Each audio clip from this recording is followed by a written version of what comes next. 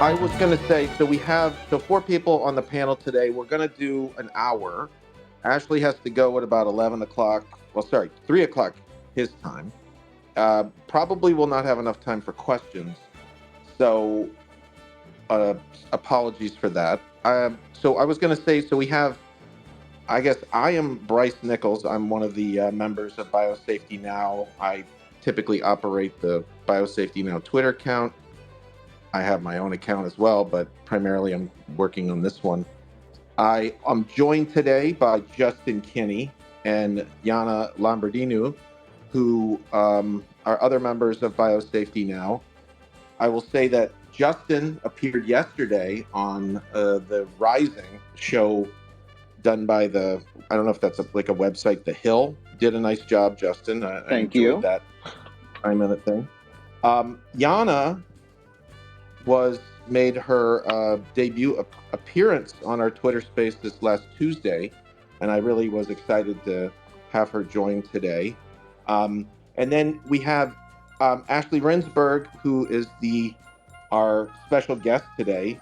And the primary reason he came on is because he had an article come out yesterday, another one of his outstanding articles in The Spectator, and the title of it was "Why Are We Still Funding Gain-of-Function Research?"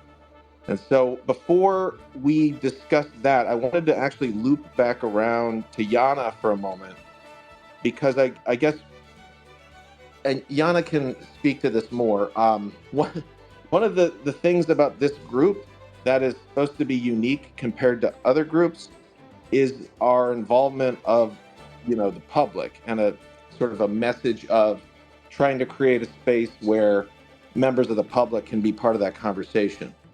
And if it's just, I'm a scientist. I have a lab at Rutgers. I'm a biomedical scientist. Justin is as well. We're not really considered part of the public. We've been in this conversation before.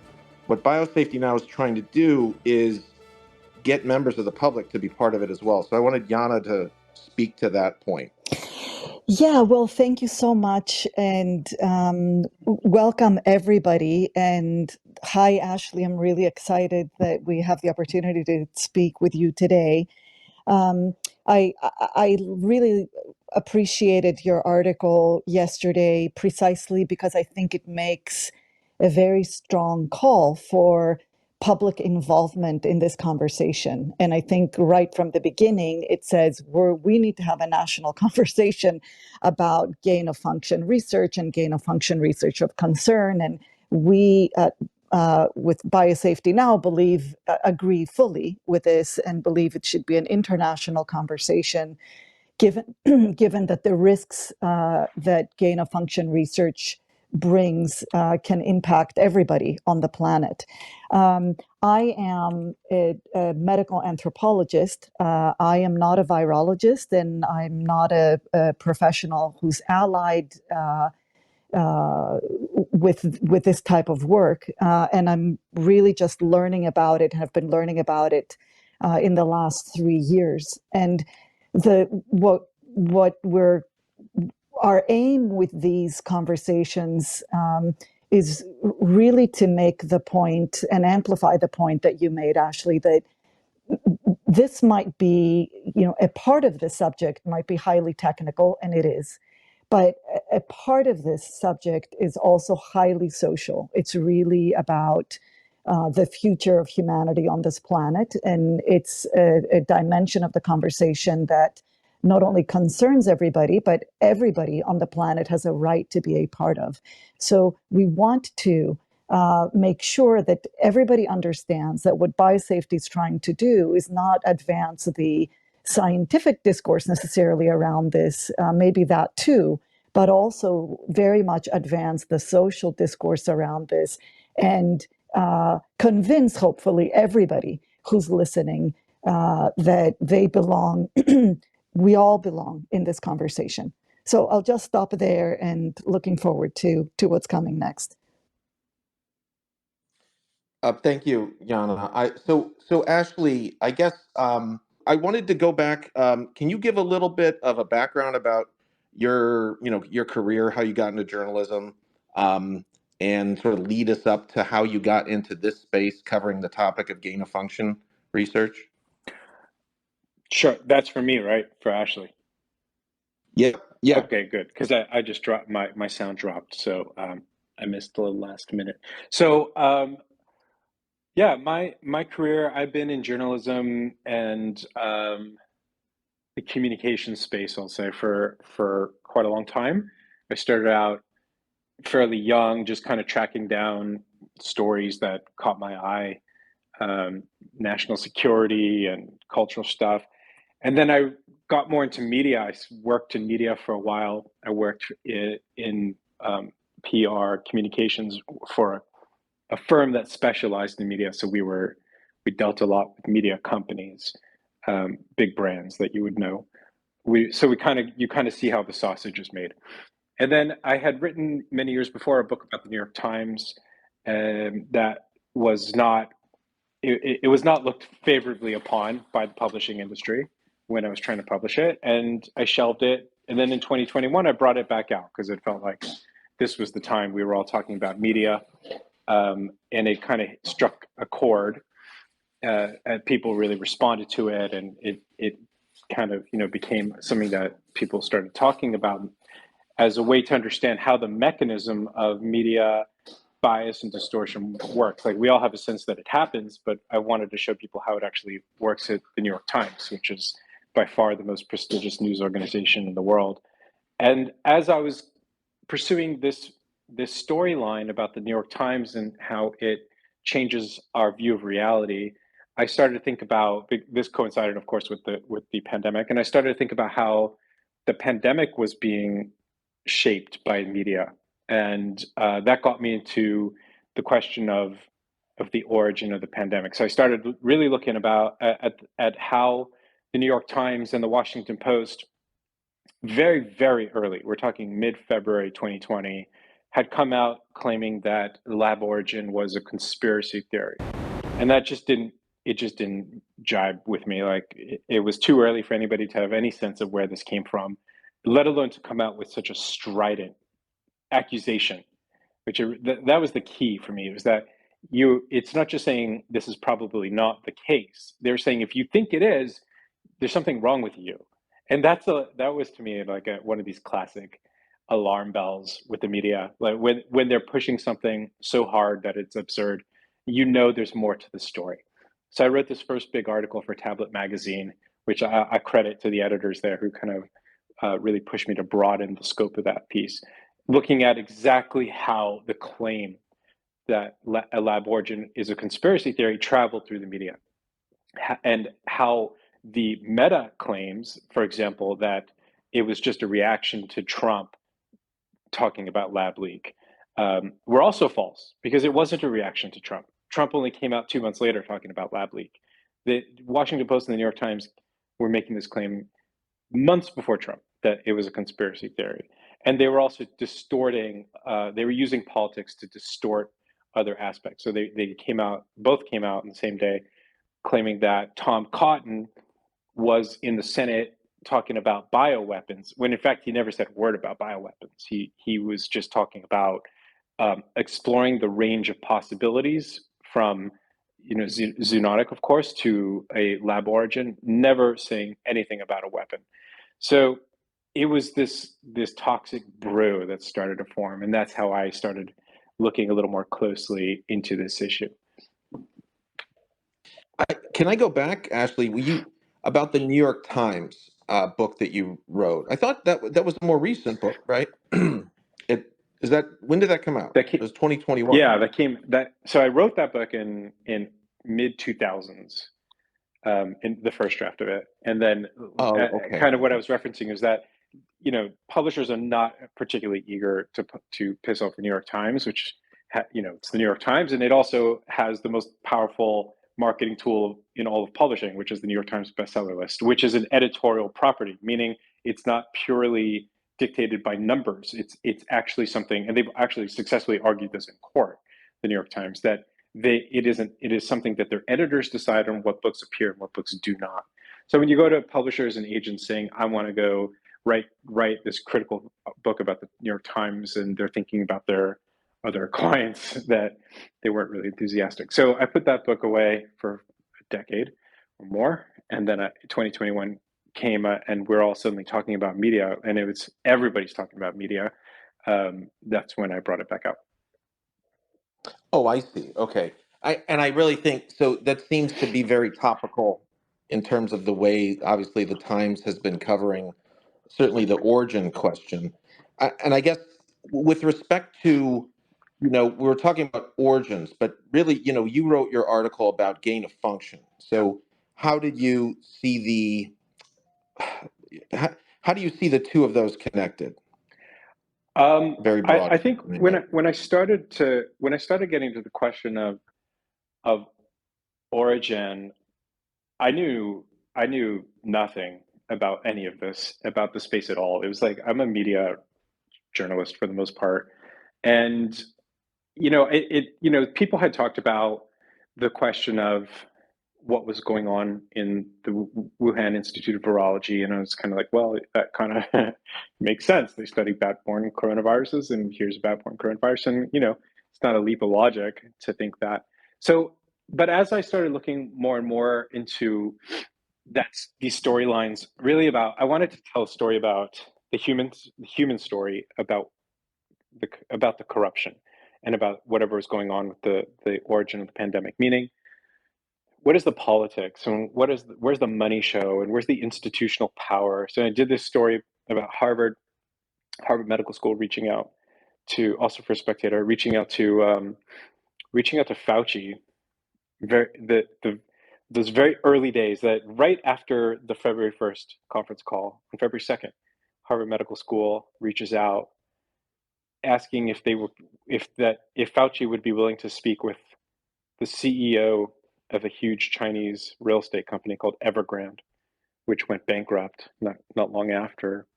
And Fauci said he'd be willing to talk to the Harvard Medical School dean. So I did that piece, and that kind of got me into this question of what was going on that February 1st phone call.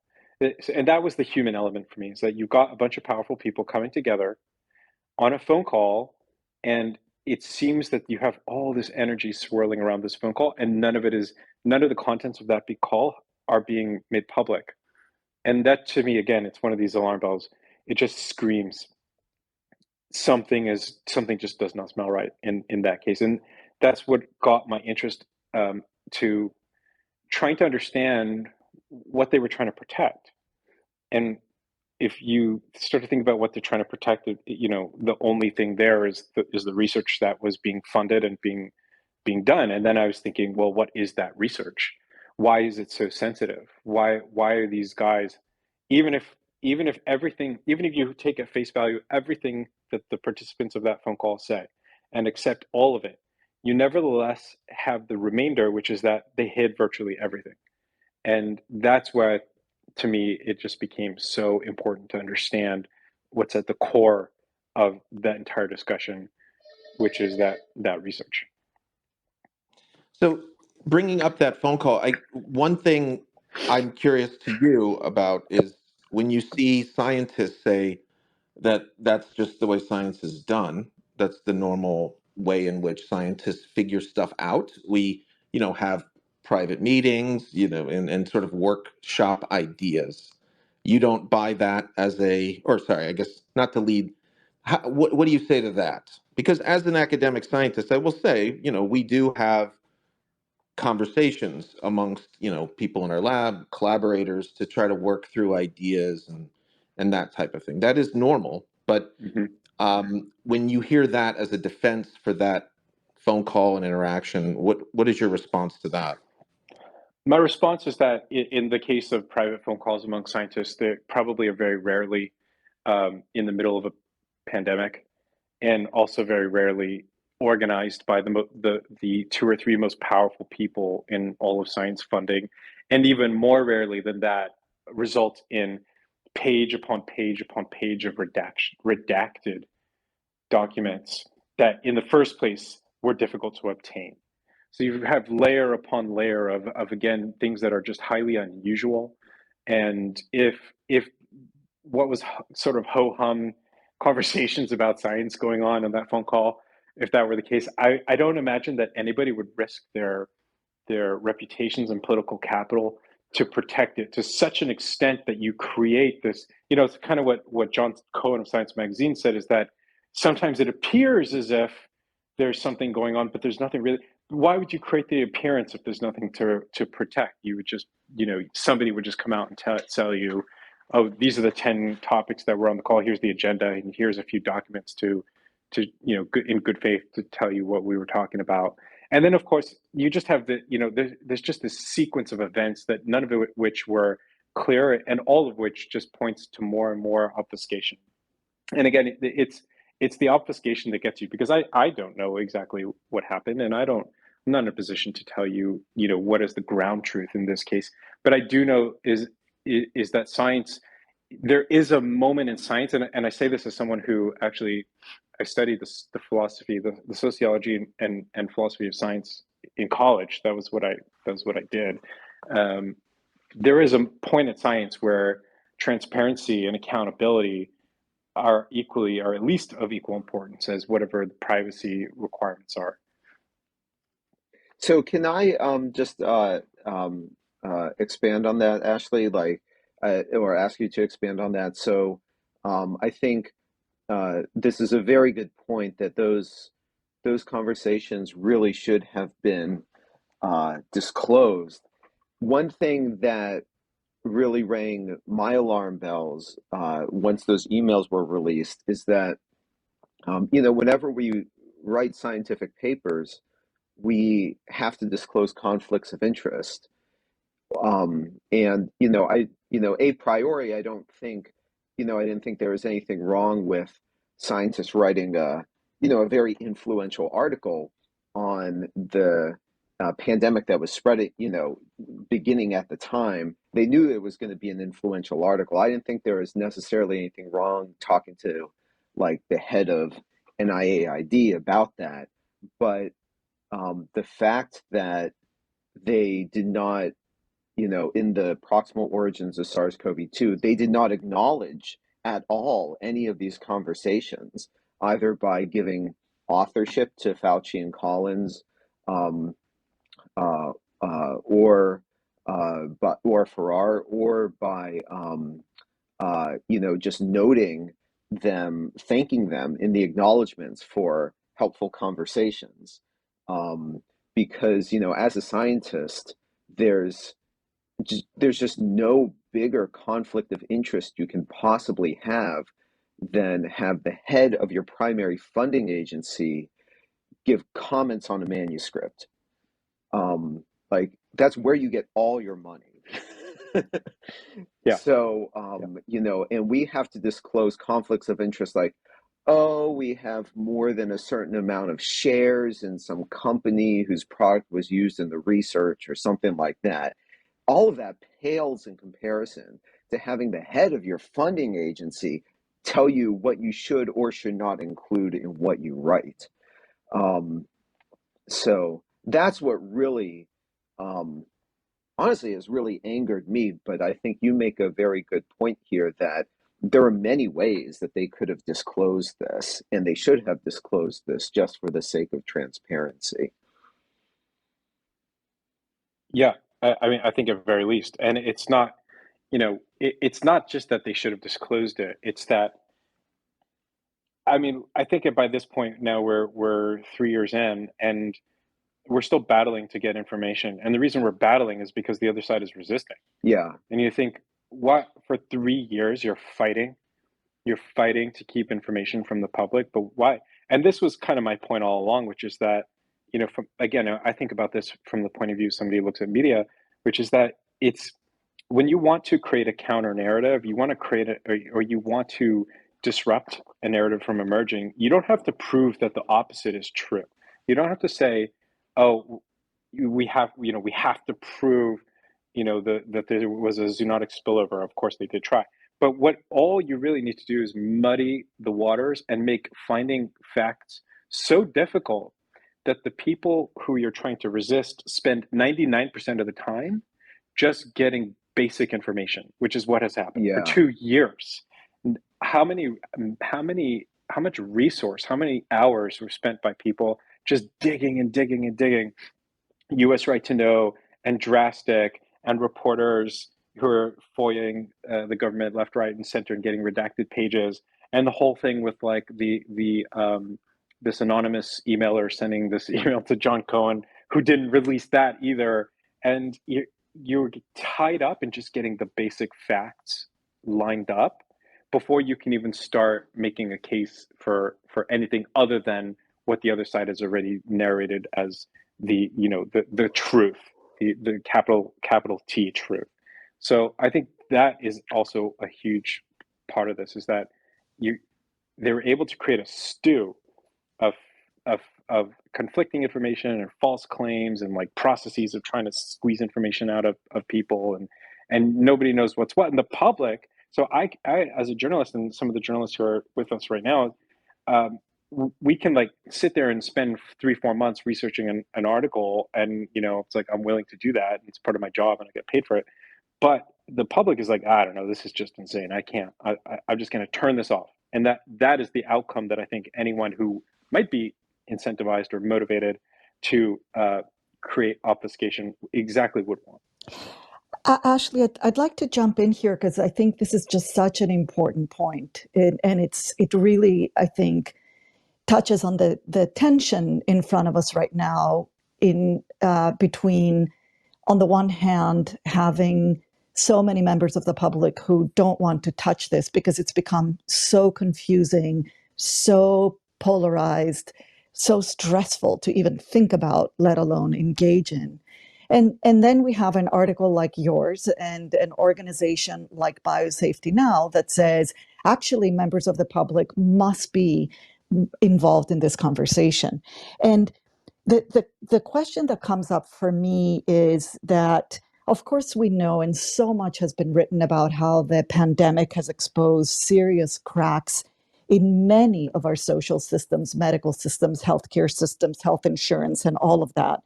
But also, I mean, the conversation we're having right now is revealing too that the pandemic has exposed major cracks in two institutions on which we depend for our hold on the truth. The one of those institutions is the scientific community, and the second one is the media. And it looks like in some very significant ways, both of these institutions have betrayed us. And I'd like to hear from you, especially because you have focused on the media and the media's role in this. And the media, when I'm reading ethics principles for journalists, one of the main principles is the responsibility to hold governments and those in power accountable. And I think what we've seen in the mainstream media is pretty much the opposite, is covering up for those in power and confusing the public, actually disempowering the public from gaining the tools to hold our leaders accountable. And so I'd like to ask you, how do you understand the role that the media has played here? What sense do you make of this? How have we arrived at this point? And what needs to happen for the media to regain its role as a holder of the truth that is enabling the rest of us to understand what's going on and to have agency in the politics and policy around us? Yeah, it's a great point. I think media, we've seen this across the board. It's not just in science, but in relation to the pandemic, but it's media has explicitly sort of abandoned this notion that it now considers quaint of objectivity, and talked instead about so-called quote unquote moral clarity, which means choosing a side and messaging or narrating that side's position. And that's very much what we've seen on the pandemic.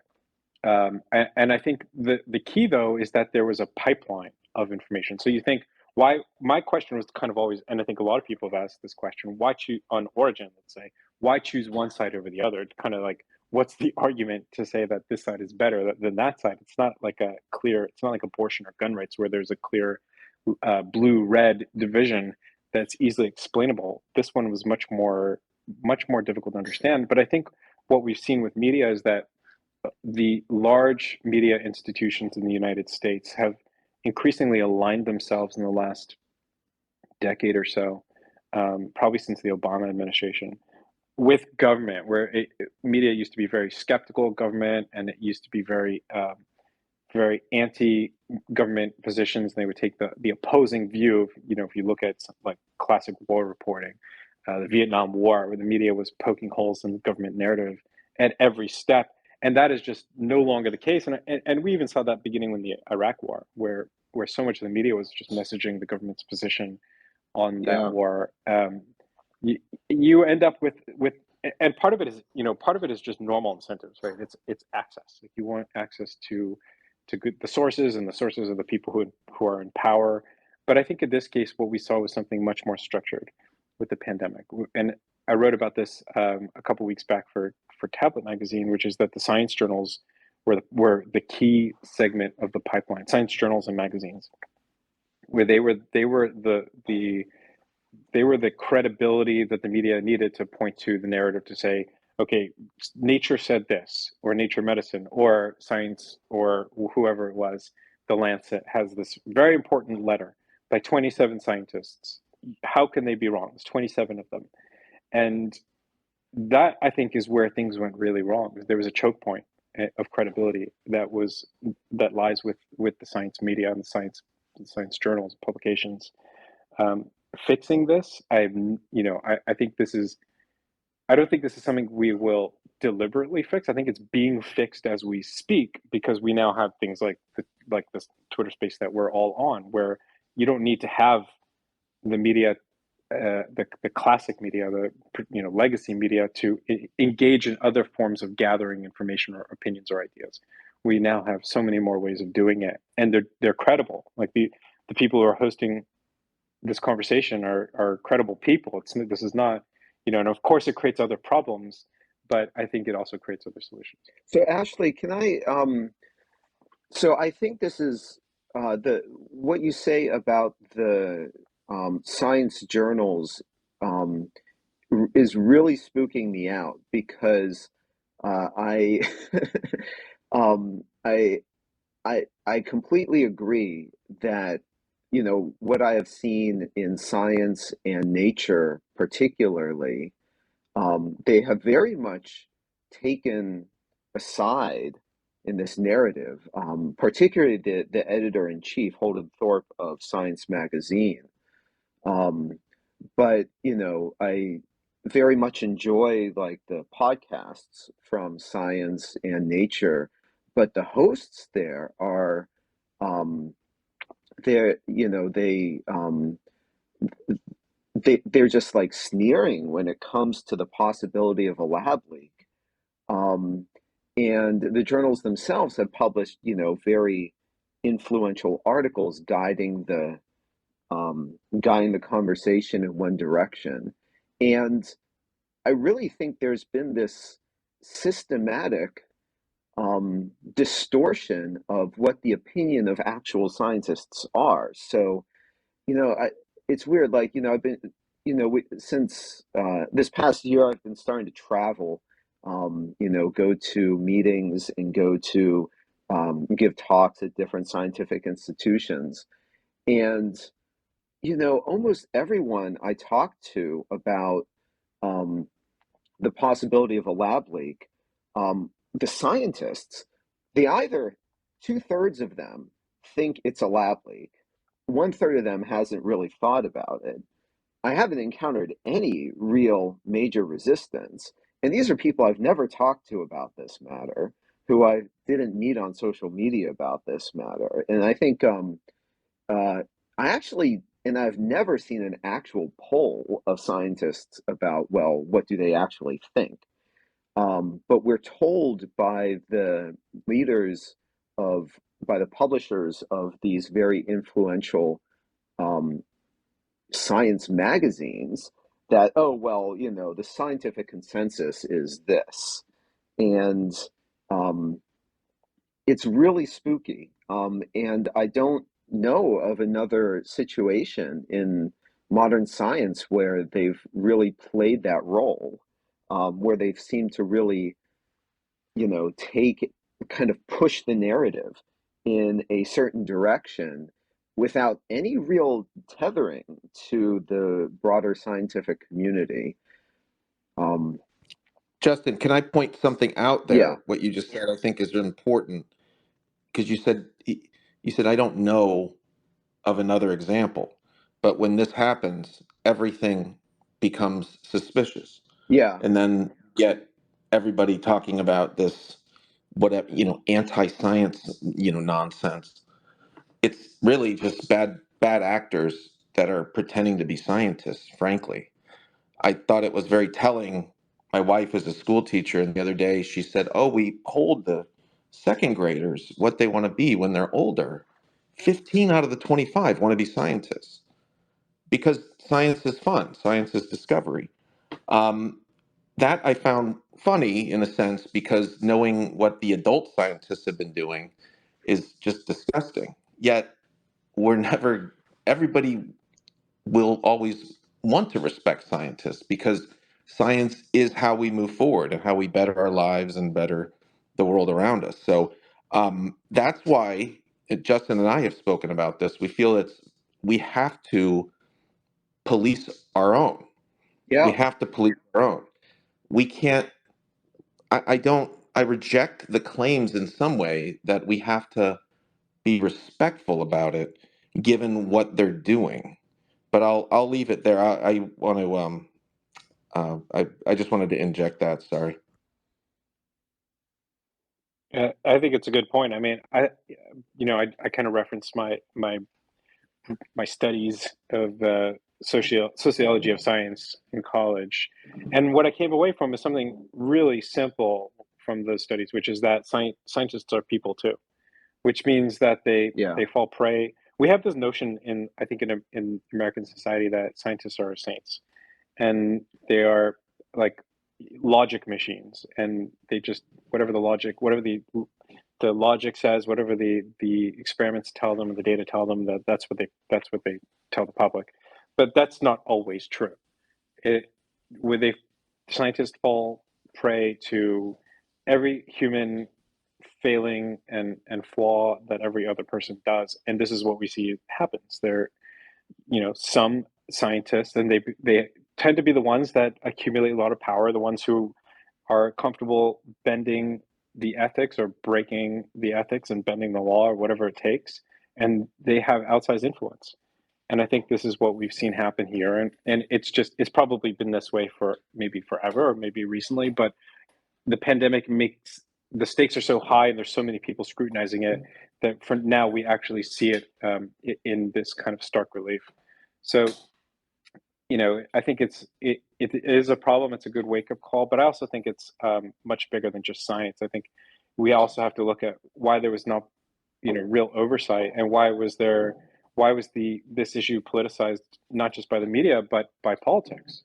Why was half the country or half the political establishment so unwilling to even look at the question, and why was the entire political establishment okay with vast amount of money being spent on research that the value of which we don't fully know, and there's an opportunity cost there, of course, that money's not being spent in other kinds of research, and that also might be incredibly dangerous given what is actually being done, given what we know. And I'm not talking about things we suspect. I'm saying yeah, things that are published and considered to be that are celebrated, like the Ron Fouchier um, H5N1 right. stuff, where you're thinking, that's just an oh my god scenario for somebody like me who doesn't I'm not a scientist and I don't fully understand it, but I think to myself, well, how many of these kinds of viruses are out there that could escape and that do escape, that we've seen escape from a lab, and what could that do to us, and why are we doing this? I don't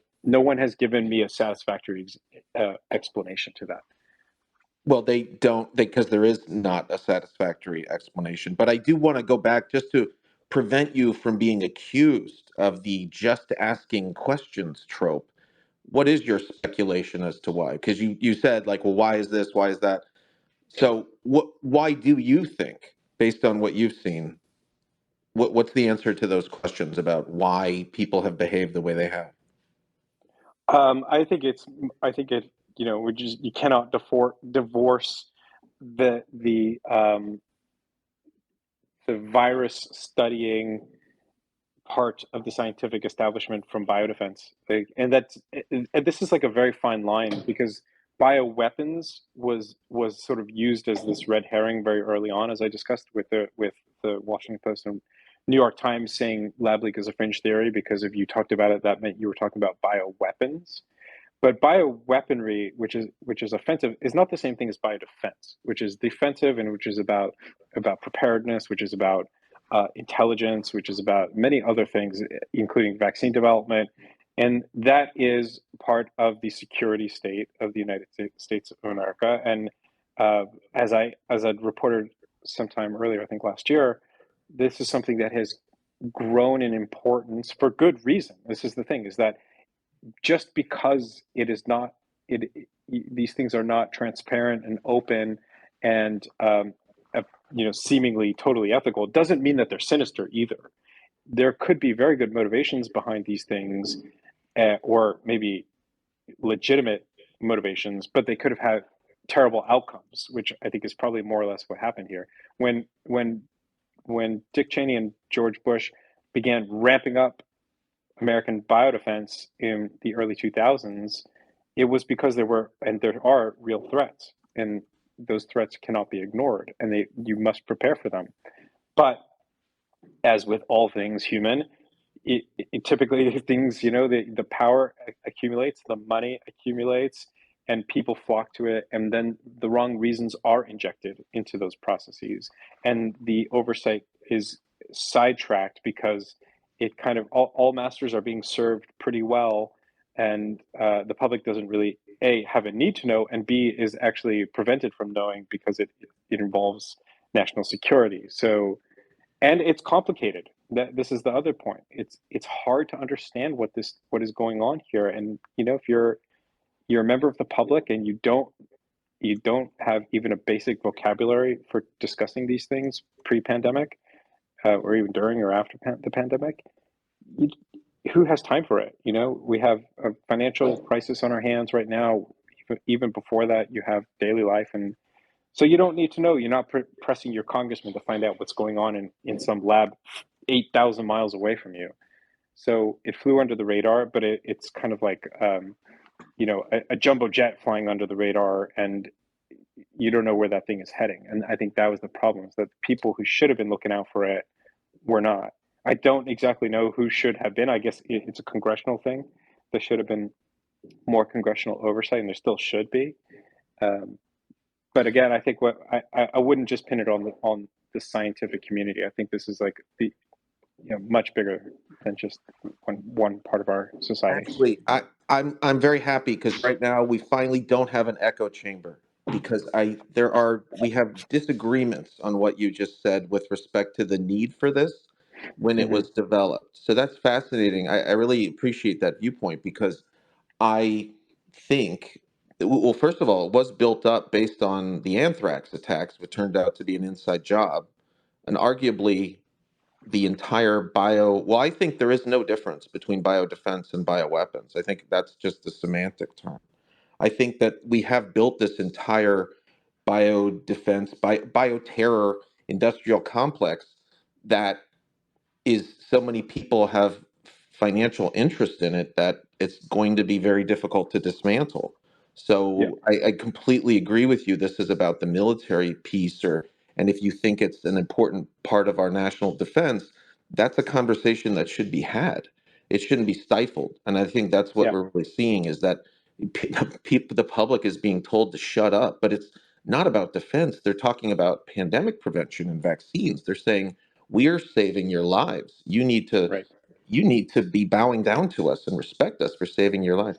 Yana, you wanted to say something before I. Yeah, no, it's exactly connected to the exchange that you two are having. I'm wondering if we have entered the space that's kind of paradoxical, in that the rhetoric is one about we're saving your lives, so be quiet and not only embrace what we're doing, but also keep paying for what we're doing. Yeah. And also that at the same time, looking at the history that you outline, Ashley, in your article, starting from 2001, September and October, of course, 9/11, and then the anthrax attacks. But then, moving over the years now to the COVID pandemic, it looks like the almost knee-jerk institutional response to actual and perceived threats seems to be one of amplifying, magnifying this bioterror industrial complex, strengthening it, and in some ways placing us at greater risk than before. It seems to me, but I'd like to hear your opinion.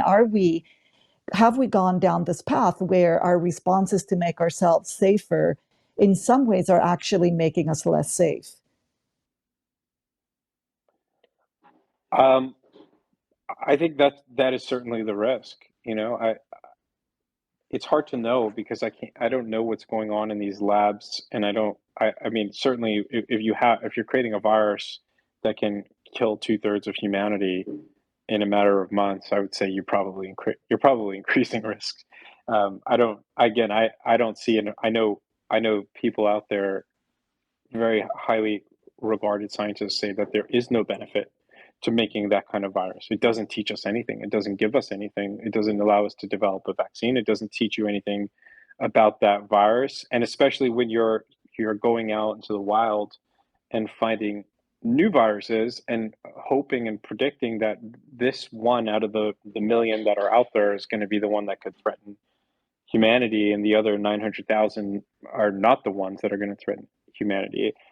It also doesn't seem to present any credible uh, preparedness benefit, because not only are you bringing that virus into direct contact with human beings in a city, most likely, but you are ignoring all the other ones that are out there. So I personally do not see the benefit, and I do see the extreme risks of creating monsters or making monsters in laboratories. And so, in terms of this question about biodefense, I really, this is something that we've kind of forgotten in this conversation about. We always talk about the military-industrial complex, which we know is something coined by Eisenhower in his final speech. Um, he also talked about the scientific and technological industrial complex. And his warning about the scientific technological industrial complex was just as stern and just as Mm. harrowing about the power that it will accumulate if unchecked. And I think this is kind of where we are, is that, um, you know, the risks are evident, but it's the power that worries me more, because they can continue to manufacture more and more risk without any accountability, because that power is so concentrated and Yeah. is so great and so unchecked. That's what I think is the lesson for me. And I think that, it's bled into public health as well, where we think about how the pandemic response was rolled out, how it was managed, and um, how civil liberties now have been subsumed by this scientific technological complex as well. So I that really, strikes home what you're saying. I just wanted to chime in that, I really worry that our reaction to biological threats has just consistently been very much actively in the wrong direction, because the anthrax attacks, they they came out, they appear to have come out of a disgruntled researcher at a U.S. bioweapons lab trying to make who was famous for making vaccines. Um, and the response was to greatly expand the number of U.S. biodefense spending, to greatly increase the amount of that work and the number of people working on these hazardous agents. And with the COVID pandemic, the response to the COVID pandemic has been to greatly expand research on coronaviruses, to greatly expand the number of high containment facilities, to greatly expand the footprint that virology has in science, and to expand the footprint that gain of function research has within virology. And from a technical perspective, there's been great advancements in the tools, in the molecular tools needed to engineer viruses. Um, and, a lot of this has been driven by researchers who want to chip in, do their best to help, address the pandemic. But I worry that basically it's creating an environment that is going to make it increase the rate at which lab generated pandemics appear. Justin, we only have 10 more minutes, and can I shift the topic for a Yeah, second go with ahead. Ashley and Yana, especially because Justin and I, as I pointed out, we're academics and we're scientists, so we tend to get into some stuff and forget about like how our presentation is perceived by members of the public. So I wanted to ask you generally, and I want Yana, of course, to chime in with this. You ended your article sort of quoting me about how members of the public should be given answers that scientists aren't giving them. I was wondering if you could maybe offer your take on what our organization should be doing, advice that is, to how we can try to better educate the public on the issue.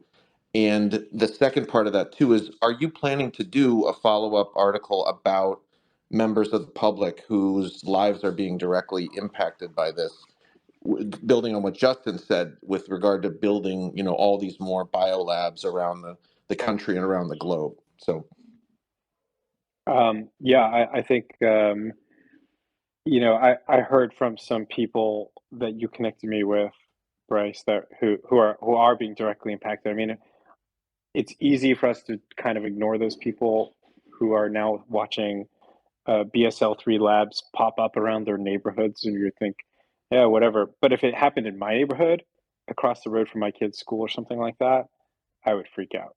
And this is becoming increasingly common because, as Justin just mentioned, it's becoming the economies of scale essentially with regard to the tools needed to conduct this type of research are making it such that it's very well within reach, and also because there's such a huge corpus of publication on how to conduct this research, and we have the funding aspect where it's becoming very very lucrative for to be done in the private sector, and the funding opportunities in the public sector are ample. So you kind of have this perfect storm where you will have more and more impact, I think, because it's just more and more commonplace. And the oversight and regulation are not catching up. They're not being scaled appropriately. Where, if you look at, for as an example, the crypto space right now, cryptocurrency, where regulation is just being kind of ramped up at this incredible speed over a cryptocurrency, which, might hurt some people financially if they make bad decisions. It's probably not going to kill them outright. It's definitely not going to cause people to die in mass. Whereas these labs are producing things that, in many of them, we don't even know what they are because they're not regulated. If they're not connected to the government or to the scientific community, they're private labs. So that is I think, a huge problem. What can people do? I think it's really, I sort of hate to say this, but I think it's a lot about the media. I think it's a lot about educating journalists, a lot about bringing journalists into this conversation, and getting people talking, because that's how this message will get further out into the world, making it real and making it human. And a lot of the conversation about lab leak, as an example, has focused on the science and the genomics and like the graphs and charts and things that make people like me kind of want make our eyes water a little bit because you don't know what you're looking at. But when you talk in human terms about this stuff and lives impacted, people affected, it makes it, I think, easier for people to understand that it's people like me, people like you, who are impacted, and especially coming off the pandemic, where it's, what really got me into, when we began this conversation, how did I get into this topic? What really got me into it emotionally was the fact that the playground where my two very small children at the time used to play had been taped off with police tape. And I'm thinking, by by what evidence do you take such an extreme? Where is the scientific evidence to show me that police tape is going to be around a playground outdoors is going to be effective in stopping a pandemic? And that is where what hits people really hard is that when it affects their families. So that I think is where your challenge for you guys is to make that to bridge that divide, and also to be talking to lawmakers, talking to Congress, talking to staffers, get them to understand how pressing this is. Yana, did you want to add something to that? Yeah, I mean, I really appreciate your recommendations, Ashley, and I think that educating journalists seems so critical to me, and obviously lawmakers as well. But I think that what frustrates me about the discourse that has developed around gain of function research and the origin of COVID is something that I see as pretty pernicious deception, which boils down to this false binary, it seems to me, between what you were talking about before, building up scientists as if they are logic machines and saints not to be questioned, and then also painting people who have critical thinking or approach these issues with some critical thinking, painting people as anti-science because they dare just question details of the specific argument that is being made about what is true, what has happened, what isn't true, what's beneficial, what isn't, what's risky, what isn't, all of these things. So I think that what frustrates me and upsets me is that we've reached a point where I think there are many of us who do not dare think critically about an issue that it may have and has an effect on our lives, may have an effect on the survival of humanity. And thinking critically about this can quickly paint us into the box of anti-science. And so I think that we've reached the point where, we are convinced to really think or not think against our own interests. And that's something I hope that we can, transcend and we can fight. And I very much appreciate that focusing on educating journalists and reaching out to lawmakers with a robust campaign to try to deconstruct this false binary of saints and anti-science people would be really important. Yeah, definitely. I think it's education and information and kind of what you're saying, Yana, is make it free it from the realm of taboo to be able to question, be skeptical, which of course that is the kind of the key value of science is skepticism. And it's kind of we've turned that on its head, where to be skeptical now is to be considered anti-science, where open spirit of inquiry and skepticism. I mean, that to me is the core of all that's great about science. And a fundamental lack of respect for one another. Um, but again, Ashley, do you really think that there are some people in this space that you would ever trust ever again to provide you information? I mean, I know that's a leading question, but how can a significant chunk of the scientific establishment and just the numbers of scientists that have been, you know, complacent or quiet or Mhm. standing on the sidelines, what do you think about that behavior, and whether you will how will that impact your view of science moving forward? On a personal level, I there are people that I would still trust, and I would say that because I've seen so many scientists put their reputations and their livelihoods on the line to come out in favor of a line of inquiry that they believe is worthwhile. And it could not, for me as a journalist, like, it's not going to get me in favor with certain publications, but there are other ones out there that will be interested. But for a scientist, I think, and so many of the scientists who did come out and who did play such a leading role in questioning this behemoth of the science establishment, the government science establishment, led by Anthony Fauci at the time, in this vertical. That's inspiring. It's inspiring, including you guys who are on this call. Bryce and Justin and so many others. So that, I think, is what really the silver lining is. People came out, people put themselves on the line, they put their reputations on the line. They did it not because they had anything to gain personally, but because they believed in what they were doing. Oh, Justin's back. Well, I appreciate you saying that, Ashley. Although I will say, and I always say this, I'm a tenured professor, and I haven't been in this space for more than 6 months. I haven't taken anywhere near the risks that other people in this area have taken. I mean, Yeah. of course, the one I'm thinking of primarily right now is Elena Chan, of course. Yeah. Of course, there are others. And Elena it was great that she joined us the other night. But yeah, I really appreciate you, Ashley, the way you the sort of respect you had with the way you wrote about our organization in your article. And so I guess, did you want to say something, Justin? Because I'm about to just wrap this up because he has to go at 11.